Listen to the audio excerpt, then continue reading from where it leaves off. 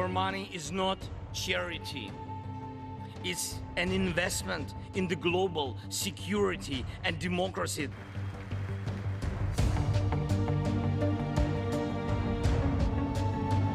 This year has brought so much needless suffering and loss to the Ukrainian people. I want you to know that all the people of Ukraine to know as well. The American people have been with you every step of the way, and we will stay with you. As for the Patriot system delivered to Ukraine, it's not as effective as our S-300 system. At least 2 lakh people have been killed in the Russia-Ukraine war that has been on for over 300 days. And for the first time, Russian President Putin referred to the Ukraine conflict as war and not a special military operation. Speaking to reporters in Moscow, Putin said, and I quote, "Our goal is not to spin the flywheel of military conflict, but on the contrary, to end this war. We will seek to make sure that it all ends, and the sooner, the better." End of quote. His remarks came soon after Ukrainian President Zelenskyy's visit to the US. Returning from that trip, Zelenskyy wrote on Telegram, and I quote, "We are coming back from Washington with good results." End of quote. The Biden administration has announced another $2 billion in military aid for Ukraine, including a Patriot missile system. President Putin said Russia will find a way to counter this missile, also adding that it would not help in settling the conflict. The United States is taking Putin's comments on ending the war with skepticism. White House spokesman John Kirby said Putin had shown absolutely zero indication that he's willing to negotiate and end the war. Meanwhile, Russia has threatened to slash oil production by 5 to 7% in early 2023 to counter price caps rolled out by Western countries. The warning sent global oil prices surging upwards in anticipation of a drop in supply.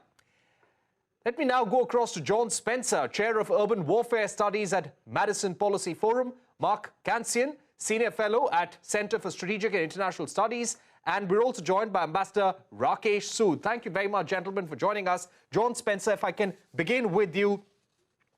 The US clearing the Patriot air defense system for Ukraine at this juncture in the war. How will it really help Ukraine against the Russian missile attack? Well, it's one of the most advanced air defense systems in the world, and it will put a umbrella over parts of like capital city Kyiv and prevent Russia from its current tactic of terrorism, striking civilians and civilian infrastructure, putting everybody under fear. That missile system also integrates with the other systems that are already on the ground. So it just increases the integrated air defenses that Kyiv or Ukraine, parts of Ukraine will have, and limit Russia's current strategy since it can't win on the battlefield. Right. Mark, if I can come to you, the Patriot air defense system, this has been extended to Ukraine as there is a greater risk right now in the Ukraine-Russia war, or has the nature of the war changed? I don't think the nature of the war has changed. Back in October, Russia started attacking Ukrainian utilities, knocked out a lot of the electrical system. That's caused great suffering by the Ukrainian people. One of the things that they wanted particularly was air defense. Problem is the NATO and the United States don't have a lot of ground-based air defense left. Most of that was eliminated after the Cold War. Patriot is one of the systems the United States does have in abundance or relatively large numbers. It became a focus for a lot of attention. So the United States finally agreed to send the system, although it will take many months to be ready because of the training and maintenance requirements. So you're saying that it'll be months before they actually are able to use this air defense system. Let me now go across to Ambassador Rakesh Sood. Ambassador Sood, the Democrats are going to come under greater scrutiny when it comes to giving additional military aid to Ukraine. When the Republicans take over the House in January, do you think things will get tougher?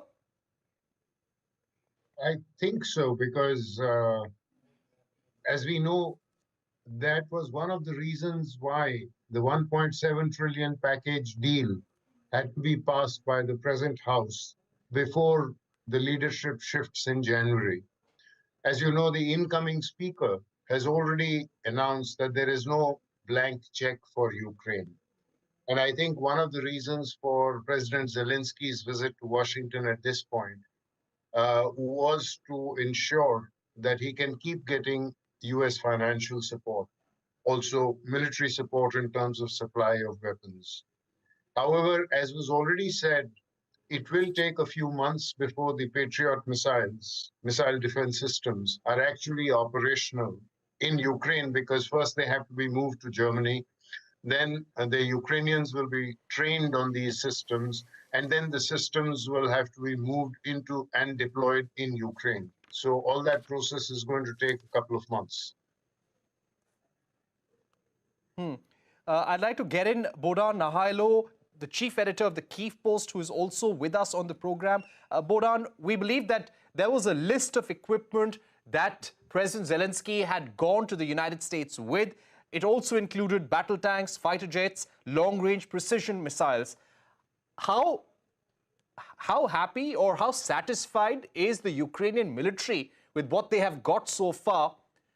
Because the Ukrainian president also told the Congress that this is not charity.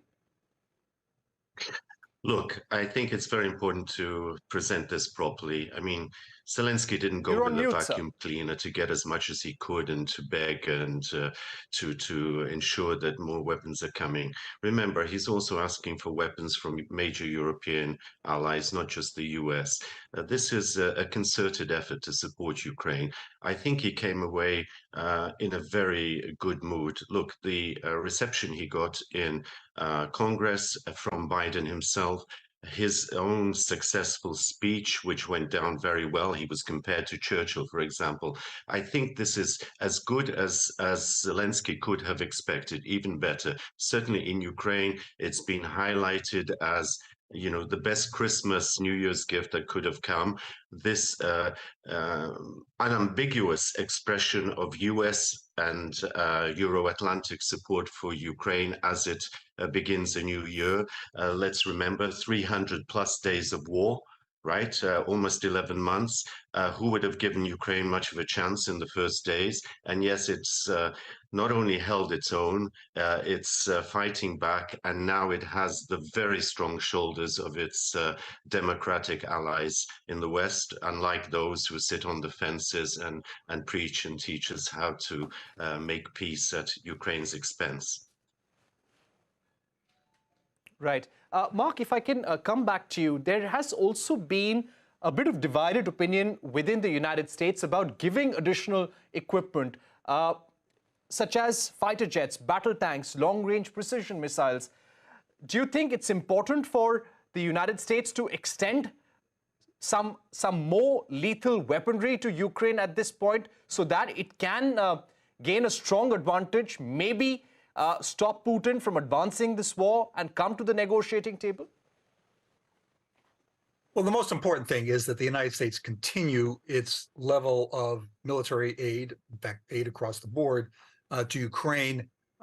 President Biden pledged to do that. Congress has just passed this package, this $1.7 billion package, which includes $45 billion for Ukraine. So this aid across the board, ammunition, weapons, munitions. Let me go back to John. And John, if you could take that question about whether US should be supplying more lethal weaponry to Ukraine at this juncture, what are the risks there? So I absolutely do think that the US should be providing some of those lethal requirements that Ukraine needs to achieve their goal and end this war faster. I think everybody wants this war to end sooner. Unfortunately, Putin's not going to change his maximalist goal of taking all of Ukraine, and doubtful he'd stop at Ukraine. But the Ukrainians, like the Patriot, is a defensive system. They're asking for tanks, ATACMS, planes, and the more the U.S. makes a political decision. Right now, we've fixed the financial and the alliance resolve question. But the U.S. and others still need to make the hard decisions on helping Ukraine with those offensive weapons that it needs to retake its sovereign territory.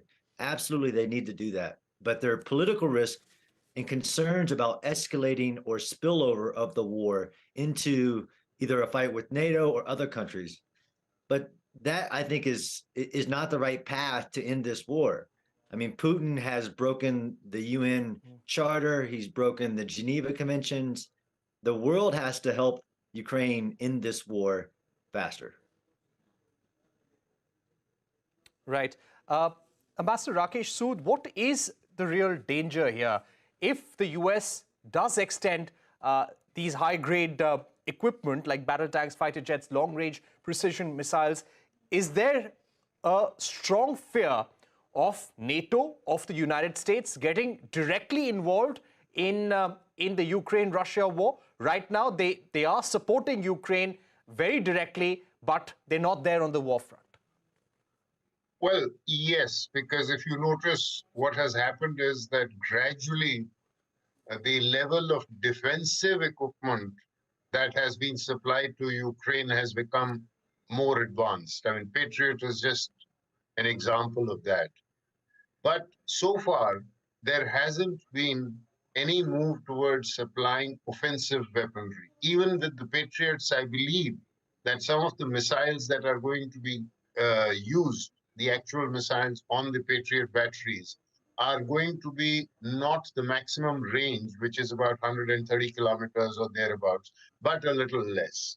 So I think the US is treading a fine line in terms of what is the level of weaponry which they can supply. Because let's not forget, if they supply weaponry which has an offensive capability and it gets used in that offensive mode, then it is the European NATO members that will possibly suffer the consequences, and therefore that is the concern, because that should end up weakening the NATO resolve or the transatlantic resolve. And I think that is where the balancing act has to be worked out by the United States, because after all, let's face it, while there is transatlantic unity, about over 80% of the weapon supplies have come from the United States, and over 80% of the economic assistance program for Ukraine has also come from the United States. Right, that's an important point. And there are reports of how much can US continue supporting Ukraine with ammunition.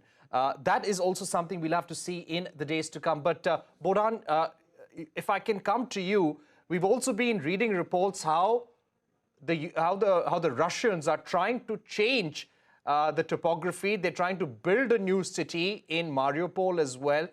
What today, as we speak, is the 303rd day of the Ukraine-Russia war. What is the status on the ground?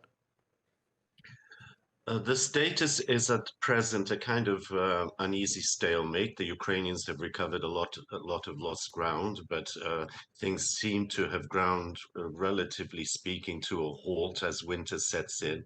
I think the Ukrainians are very confident.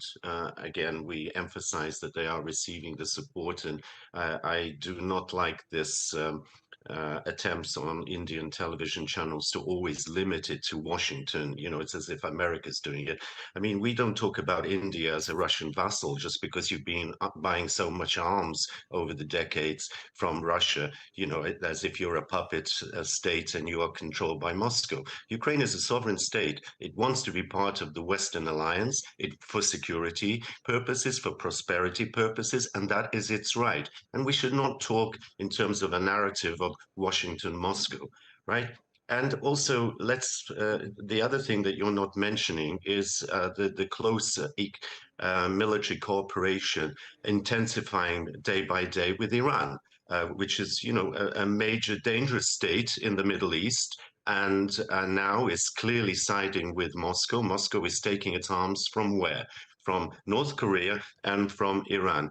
That tells you something. It's a rogue state. Even China doesn't want to be so closely associated. You notice that the messages from the Chinese leader when Medvedev, the former president, was in Beijing just a few days ago is that we want peace, we want a settlement, whereas Medvedev is calling for the obliteration of the Ukrainians as a nation, never mind the state. They're talking about wiping us out as Hitler did talk about the Jews wiping us out as a people, that we don't deserve a right to exist as a people.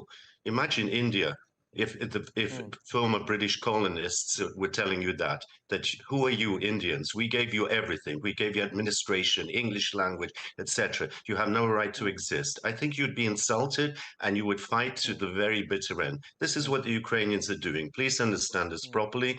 Thank you very much, America.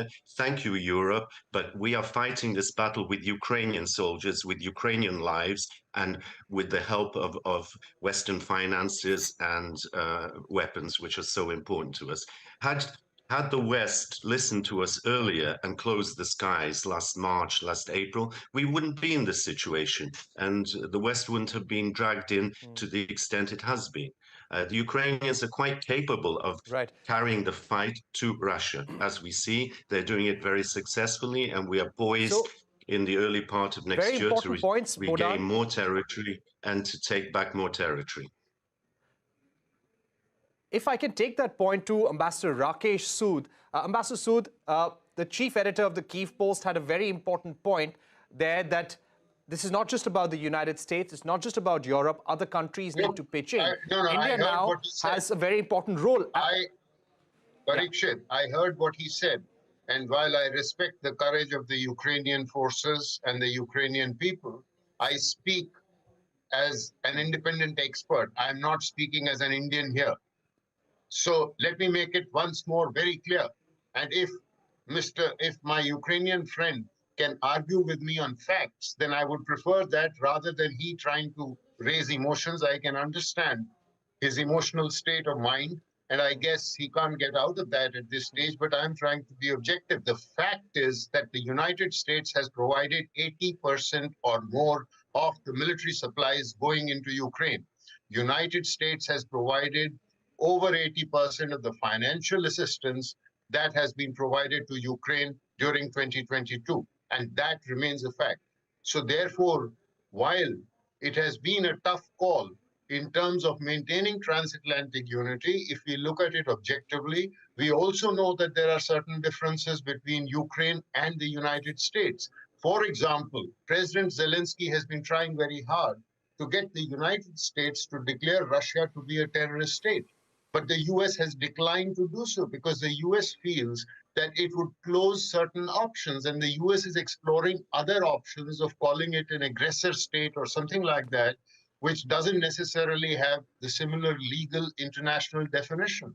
So let's not kid ourselves in terms of what is actually happening in the world of geopolitics. While I understand that it is important for Ukraine to continue to get the support from the Western countries, which it is getting in order to defeat Russian aggression, but there are clear dividing lines, and this is exactly what Putin is trying to exploit. And here we are talking about an analytical program here and not an emotive outburst. Thank you. I'm sorry, I beg to disagree. We're going to take a short break. I disagree with this. I'll come back to that. This is not an emotive outburst. We'll take a short break. Expert from India, you know, is we'll take a short break. We'll be right back, Mr. Nahaylo. We'll come to you. All right, let's focus on the Ukraine-Russia war, which has crossed 300 days right now. And a top US general has said there have been 200,000 casualties in this war in the last 11 months. Let me now go across to John Spencer. John, as far as Putin is concerned, he said that they'll find an antidote to the Patriot air defense system. But more importantly, what is being reported by the global media is Putin saying that they want to end the war. And this is the larger objective that Russia has. How do you read these comments? I read them as weakness. I mean, the idea that the S-300 is comparable to the Patriot system is pretty laughable. And Putin could end this war at any moment. All he has to do is remove Russian forces from sovereign Ukraine land. And I don't think Putin can. So he's just doubling down. And I agree with our Ukrainian friend that there's 50 plus nations supporting Ukraine. And yes, by numbers, but you have to look at by quantity of a nation's capability, like Poland, Estonia, Finland, and the aid that they're giving. And this is where Putin can't win. When Ukraine has 50 nations supporting it to defend itself. Russia really has no alternative here, although it's going to continue to allow Russian soldiers to die. And those numbers, while I understand them, Putin is destroying the Russian state, not just militarily, but economically, diplomatically, and information-wise. And there's really no alternative here in this war. He can't win. As a military strategist who teaches strategy, Putin cannot achieve his political objectives in Ukraine. And anything he continues, he's just destroying the Russian state. Right. Let me now go across to Mark. Mark, good to have you back. Russia is also likely to hit back by cutting back on oil and gas production to try and disrupt the global energy supply in response to the oil price cap. What are the tools, apart from the military action in Ukraine, that Russia could deploy in the next few months to put pressure on the West? I'm sorry, could you say that again?